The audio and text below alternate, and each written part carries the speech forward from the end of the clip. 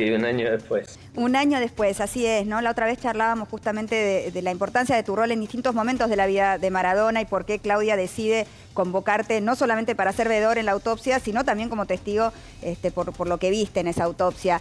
Hay muchas cosas que dijiste que nos hacen pensar muchísimo. Una de ellas es que si Maradona o sea, que vos hubieras sugerido para Maradona una internación distinta, o sea, que considerabas que realmente no se trataba solamente de una internación para cuidarlo de sus adicciones, sino que necesitaba toda una atención que no contaba, ¿verdad? Eso, considero que sí, realmente volvería a decirlo una y otra vez.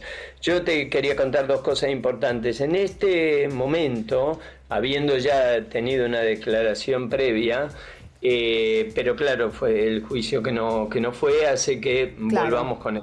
En este punto en particular, mi declaración va a continuar, porque después de esto hay otra instancia. Por lo tanto, primera disculpa que hago, pero creo que éticamente corresponde no decir nada que no haya dicho hasta ahora, porque habrá bien. otra instancia. Entonces sería repetir un poco lo que dijiste en la audiencia, que es muy claro, por cierto, ¿no?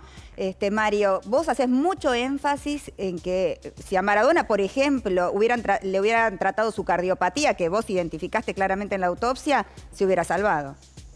Mira, vamos para no llegar a la conclusión si hubiera salvado, porque eso me pone en la posición Entiendo. que como médico nunca debe hacerse, pero está muy bien que lo digas, solo que yo tengo que decir, un médico no debe éticamente decir si se hubiera hecho esto las cosas hubieran cambiado. Quizás no hubiera muerto ahí. Claro, pero hay algo muy importante, si me permitís.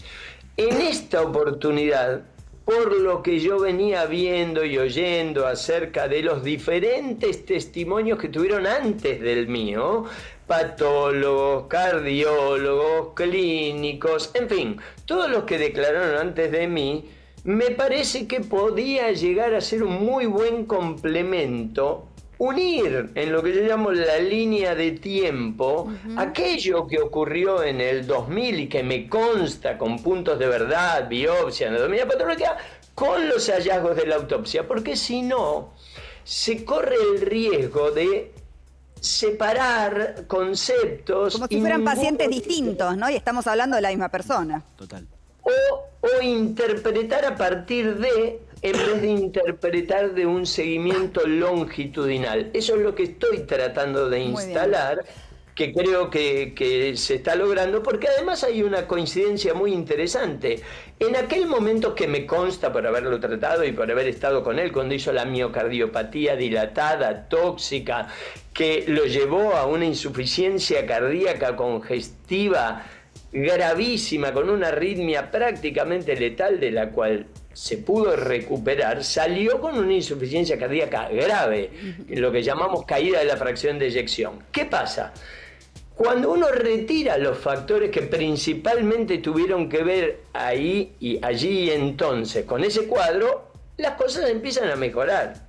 Yo he puesto como un parámetro, como si fuera una guía puntual. Fíjense lo que pasa a partir de la biopsia del bypass gástrico. El cambio de él fue espectacular. Claro, baja 50 kilos de peso, mejoran todos los factores de riesgo. Por esta cuestión que te quiero decir. En aquel momento tuve que ver con esa internación.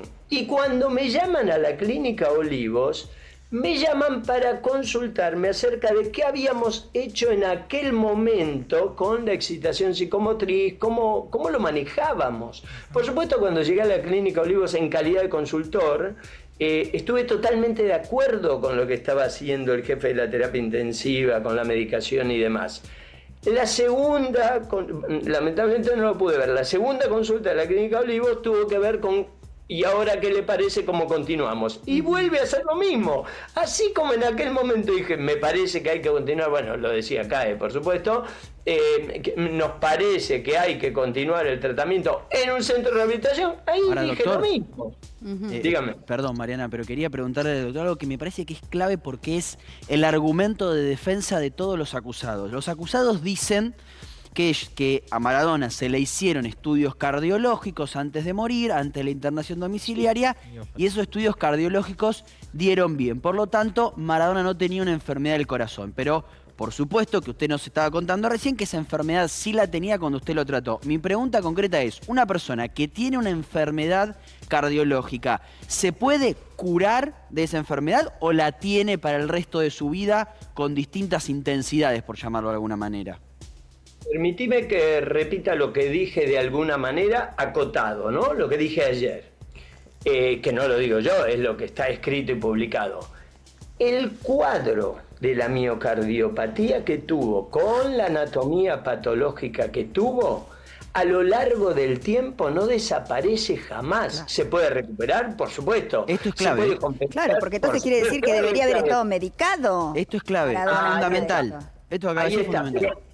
Pero mirá lo que decís, que es clave, tendría que haber estado medicado, pero no lo digo yo, lo dicen las guías de la American Heart Association, en fin, ya lo mencioné ayer y me parece que... Primera conclusión, doctor, que me quedo. Me tengo que ir a la pausa, le voy a pedir que me espere porque me voy a la pausa y quiero seguir preguntando, así que nos queda un ratito todavía. Pausa rapidísima y volvemos con el doctor Jeter. Aquí estamos de vuelta, enseguida seguimos con el doctor Jeter. Te quiero contar que este domingo, después de GPS, llega detrás de escena de los premios Platino 2026 con lo mejor del cine y las series de Iberoamérica, una cobertura exclusiva de América con Guido Sáfora, desde Playa del Carmen, que estuvo en México. Bueno, América es amor por el cine, mira. Este domingo, desde Playa del Carmen, México, el detrás de escena de la fiesta más importante del cine iberoamericano.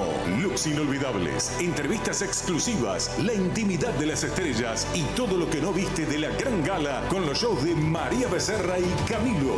Premios Platino, especial Detrás de Escena, con la conducción de Guido Sáfora. Este domingo al término de GPS, solo en América. Muy bien, allí estaremos para verlo. Bueno, volvemos con el doctor Jeter, que lo tenemos conectado. Doctor, yo le iba a preguntar concretamente, ¿se subestimó el cuadro clínico de Maradona?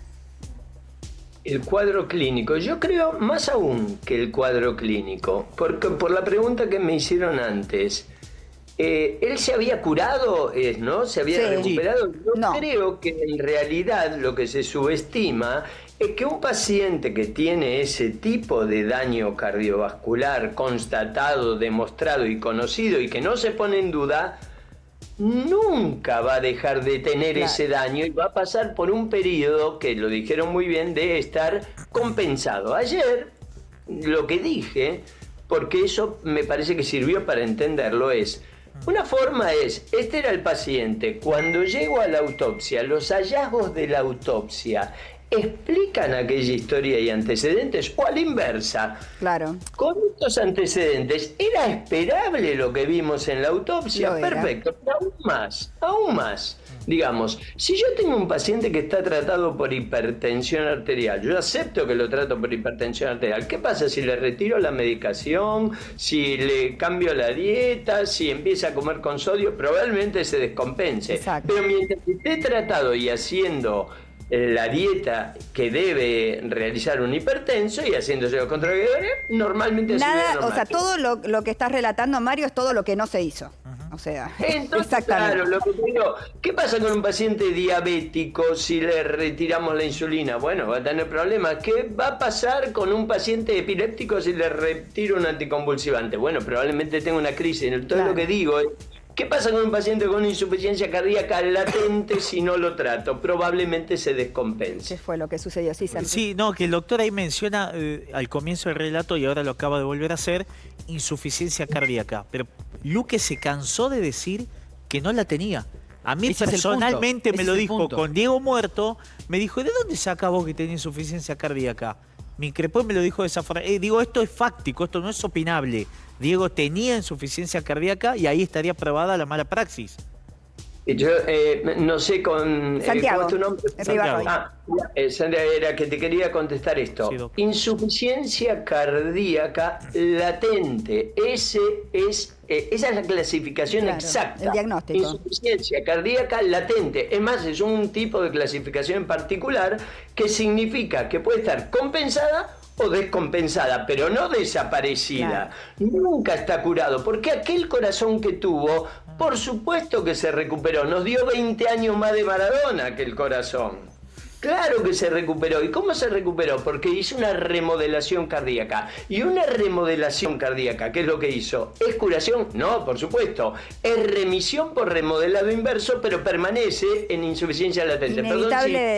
Inevitable pensar que si ese corazón hubiera estado compensado, hubiera tirado muchos años más, ¿no es cierto? Claro. O sea, es la conclusión. Yo no puedo, entiendo, no puedo es una conclusión que nosotros sacamos, que obviamente es la conclusión a la que tiene que llegar la justicia para luego dictar un veredicto, ¿no? Sí, Tatín. Mario, todos hablan de lo difícil que era Maradona como paciente, que no se lo podía controlar, que hacía lo que quería. ¿Qué tiene que hacer un médico si no puede controlar a un paciente?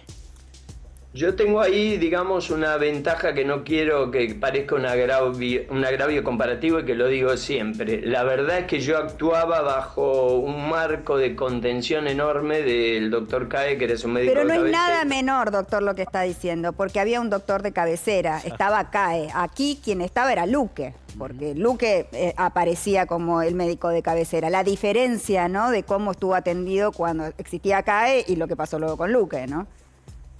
Yo lo que digo es, además de que estaba el doctor Kai, que estaba presente concretamente, también me pasaba a mí que en algún punto sí que tenía una interacción. Entonces yo suelo contestar lo que viví. Yo no tuve dificultades, claro, tenía reticencias para hacer cierto tipo de cosas, por supuesto. No es que fue sencillo, pero tampoco fue un paciente tan hostil y tan complejo.